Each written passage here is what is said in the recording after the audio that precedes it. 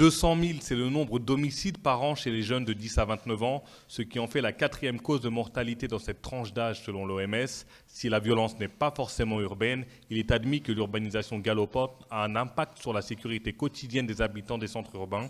À Dakar, le phénomène de l'insécurité urbaine ne cesse d'augmenter et d'inquiéter à la fois population, chercheurs et décideurs.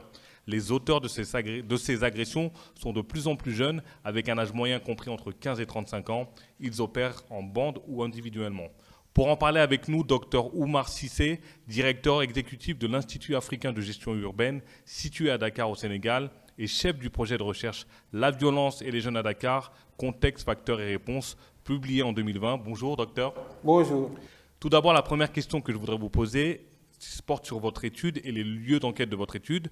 Votre étude a été réalisée dans 2 communes des villes de Dakar et de Guédiawaye, respectivement la commune des HLM et la commune de Médina Gounass. Pourquoi avoir choisi ces communes? Oui, parce que nous nous intéressons à la violence urbaine.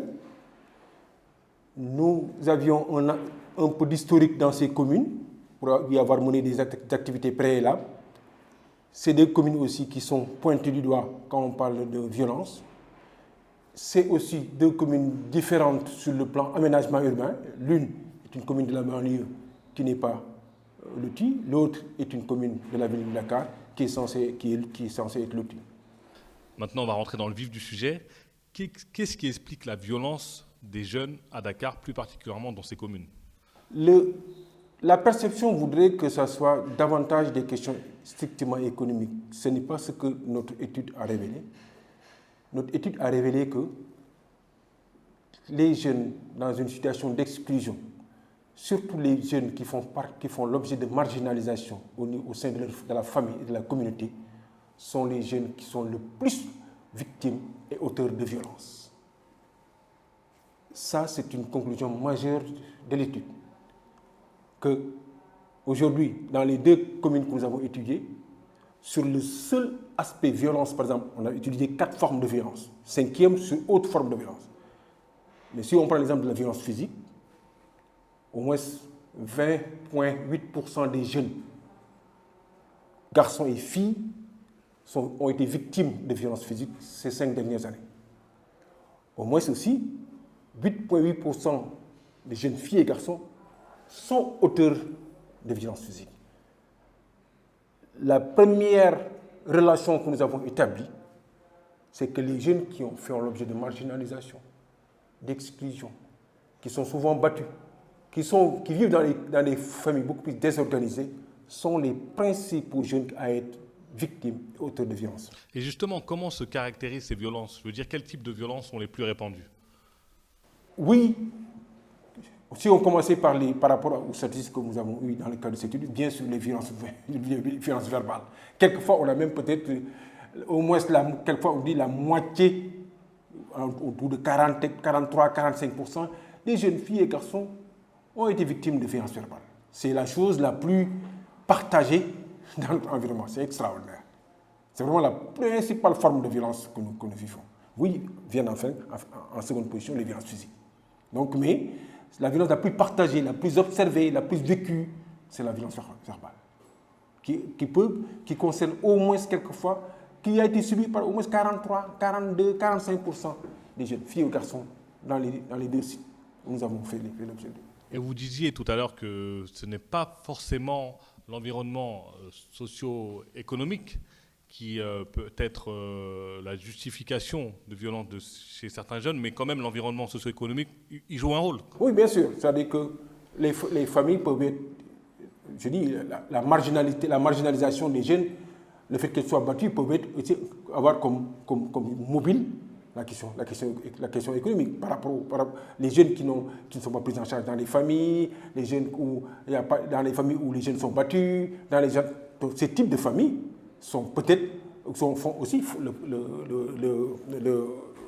subissent un peu le fardeau économique. Mais la relation directe n'est pas établie entre l'aspect économique et la violence. Parce qu'on a vu dans beaucoup de situations où même des jeunes vivant dans des contextes économiques beaucoup plus vulnérables, mais très bien pris en charge par les familles, ont moins versé dans les questions de violence. D'accord. Ouais. Et quelle est l'ampleur du problème de la violence plus généralement à Dakar?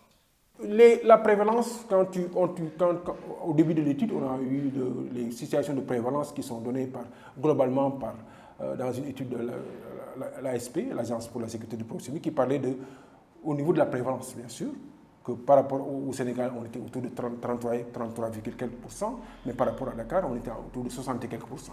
Mais ça, c'est une prévalence sur la violence multiforme. Je viens de donner quand même les situations qui sont beaucoup plus précises par rapport à ces deux communes, qui sont des communes quand même qui peuvent permettre d'avoir une idée sur la région. Par exemple, quand on disait que 20%, autour de 20% des jeunes ont été victimes de violences physiques, par exemple. 43%, 45% de victimes de violences verbales. Ça donne une idée sur l'ampleur de cette violence sur le territoire que nous sommes, le territoire dakarois. Et parmi les facteurs de résilience, vous parliez de l'environnement communautaire et l'environnement religieux. Pouvez-vous nous en parler? Oui, parce que l'une des principales conclusions de cette étude, c'est de dire que, au fait, le principal rempart à la violence, c'est la famille et la communauté. Oui.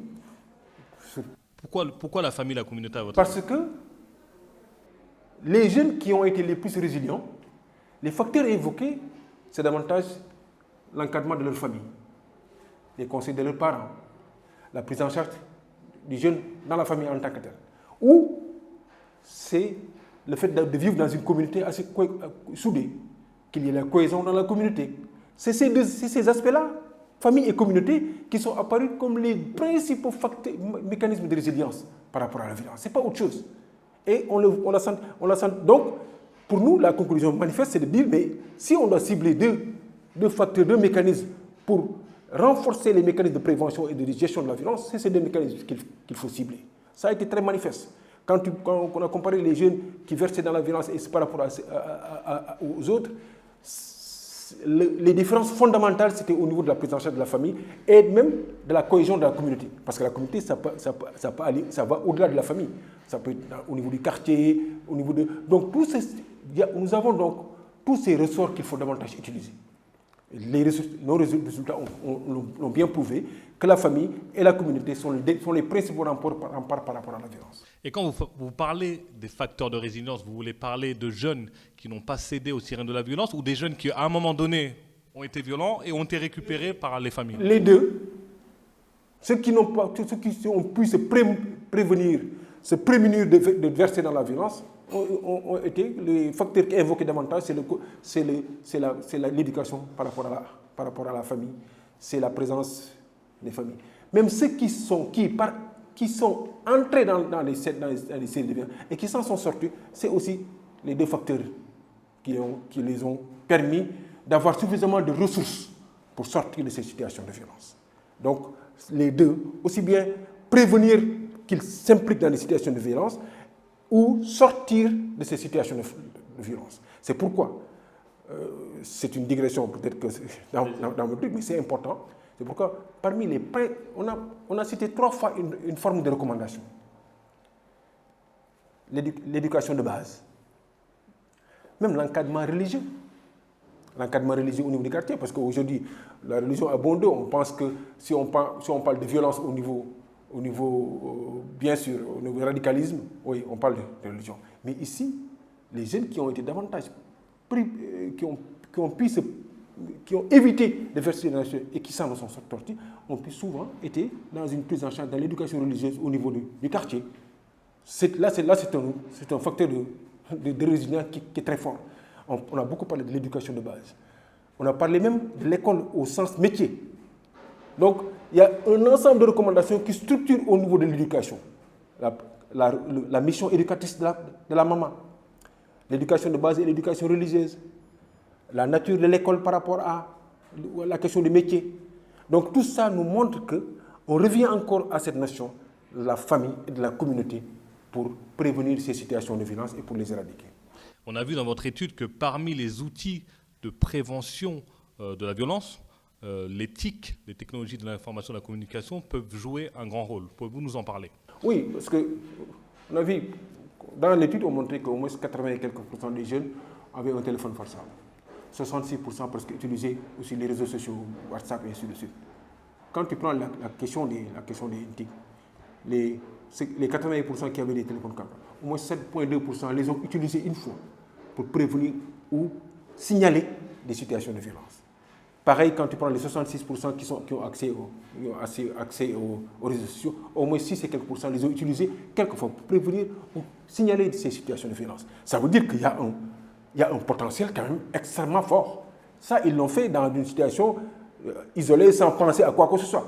Mais aujourd'hui, ça veut dire que si on devait avoir une stratégie officielle au niveau local comme national, il faut davantage utiliser les opportunités que ces outils nous donnent pour prévenir, signaler et même pour agir par rapport à la violence. C'est parce que l'étude l'a montré que quand on te dit, non, quand on dit 66% des jeunes qui, dans le cadre d'une enquête, utilisent les réseaux sociaux, parmi eux, 21% ont au moins une fois utilisé ces outils pour prévenir ou signaler des situations de violence. Ça veut dire qu'il y a une opportunité immense. Quand on dit 80 quelques pourcents, Mais, excusez-moi de vous couper, mais il y a tout de même des limites. Il faut avoir un téléphone portable mobile, il faut avoir du crédit pour acheter une connexion. Donc, c'est un peu une limite pour certains jeunes qui sont très précaires. Oui, je suis d'accord. Mais je dis, mais quand même, regardez l'évolution de la possession d'un téléphone portable. Regardez les niveaux qu'on a atteints. Regardez l'utilisation des réseaux sociaux, les niveaux qu'on a atteints. Ça ne veut pas dire que tous les jeunes y sont, mais au moins une bonne partie des jeunes qui peuvent, à travers ces instruments, signaler ou faciliter la prise en charge de ces facteurs, c'est des outils. Je pense que, et oui, qu'est-ce que ça... La conclusion, ce n'est pas de dire ce n'est pas la totalité des jeunes qui les utilisent. La conclusion aurait été de dire facilitons ces accès à telle enseigne que le maximum de jeunes puissent les utiliser parce qu'il y a des opportunités pour une prise en charge réelle de la question de la violence. Parce que aujourd'hui, qu'est-ce qu'on doit dire?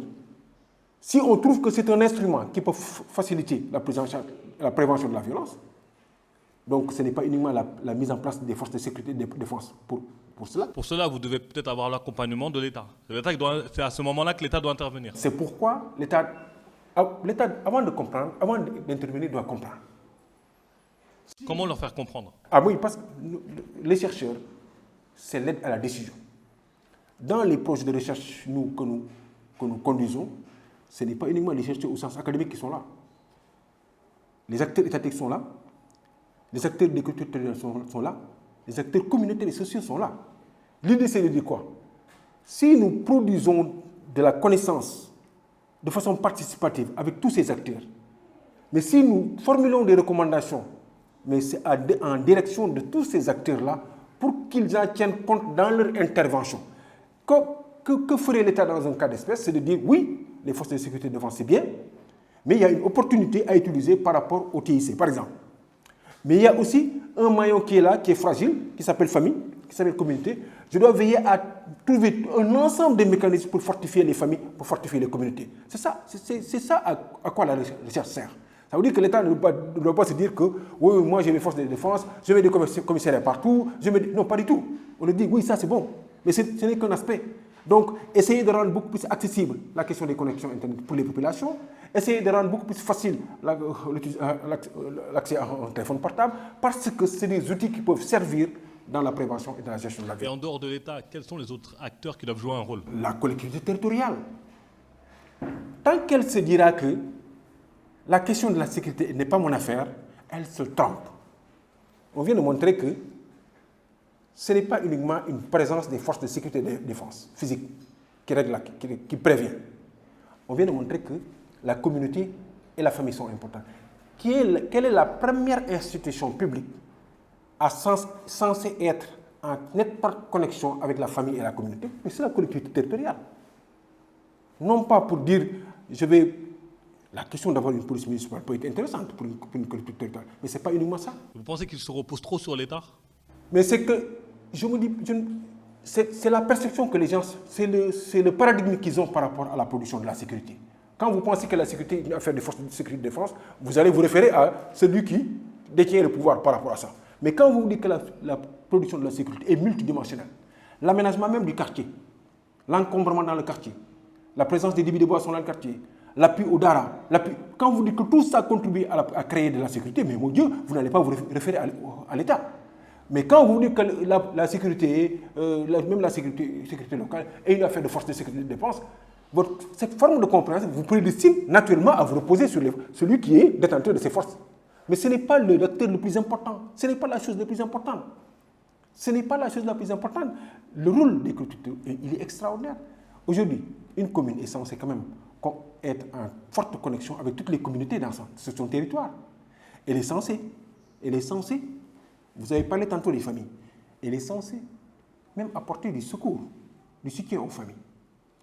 Quand on se dit que quand la famille est disloquée, c'est un germe potentiel d'insécurité et de violence.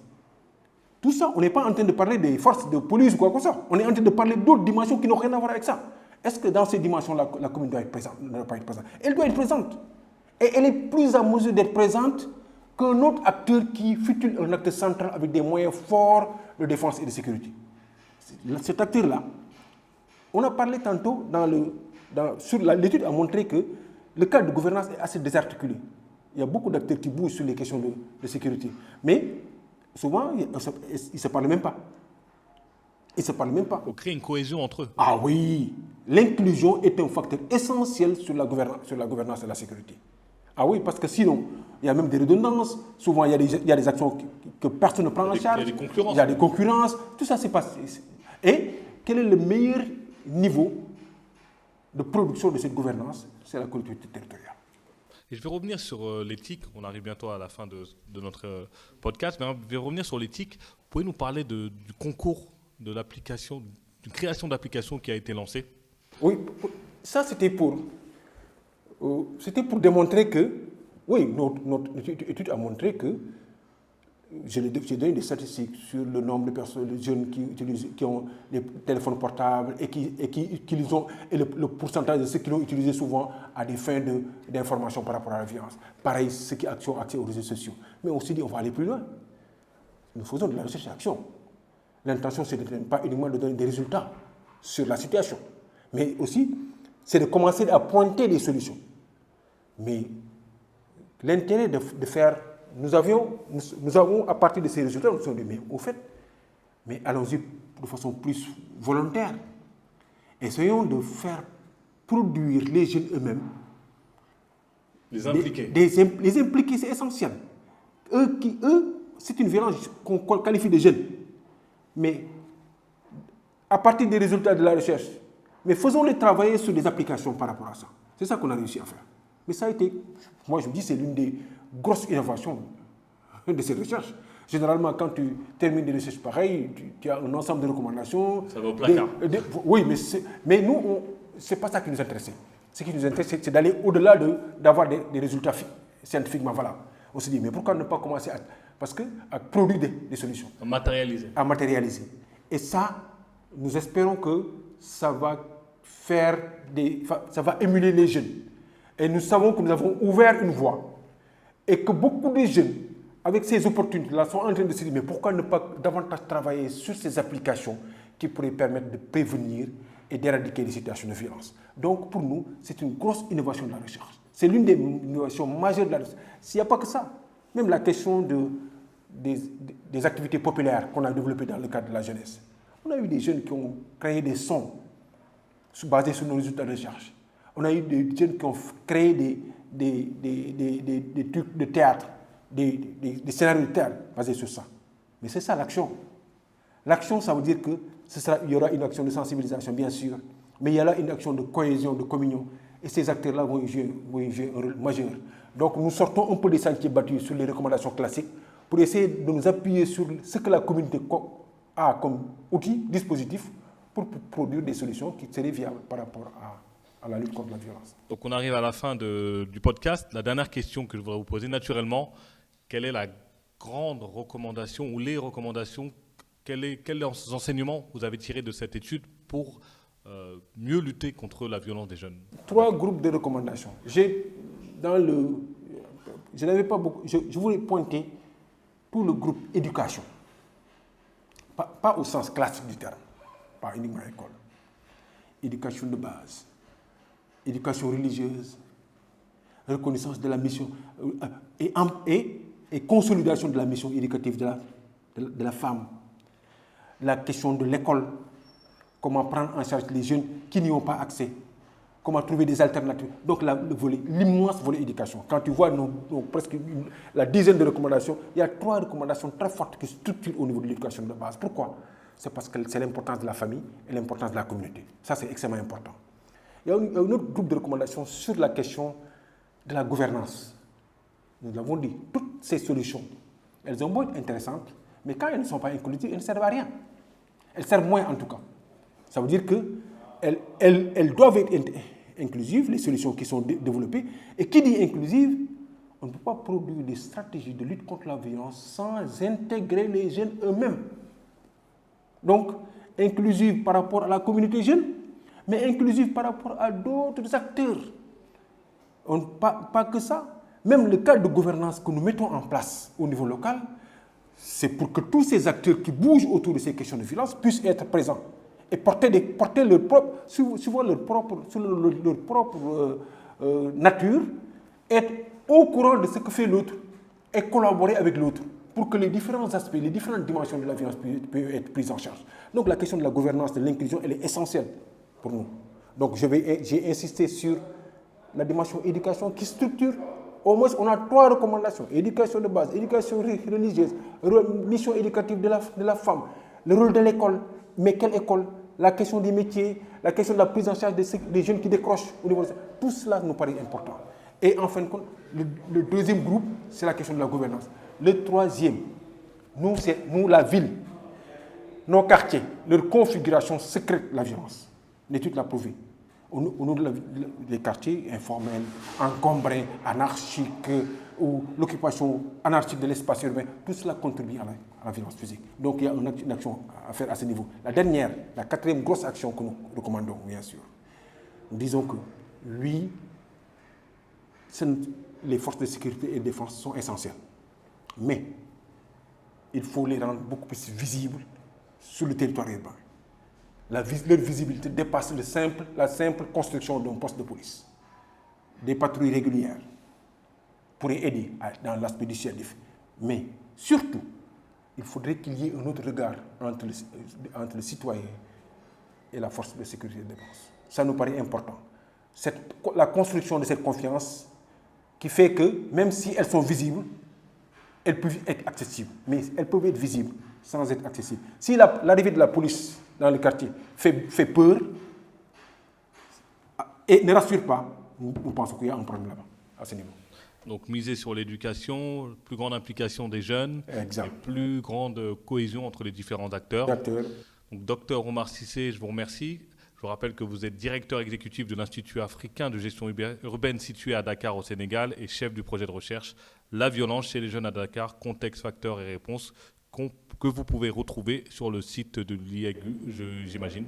Le livre est sorti le 11 octobre, un livre qui est sorti le 11 octobre, qui sera disponible, qui est arrivé à Dakar le week-end, cette fin de semaine-là, il sera disponible cette semaine. D'accord. Donc un livre pour très bientôt. Ouais, merci beaucoup. Merci.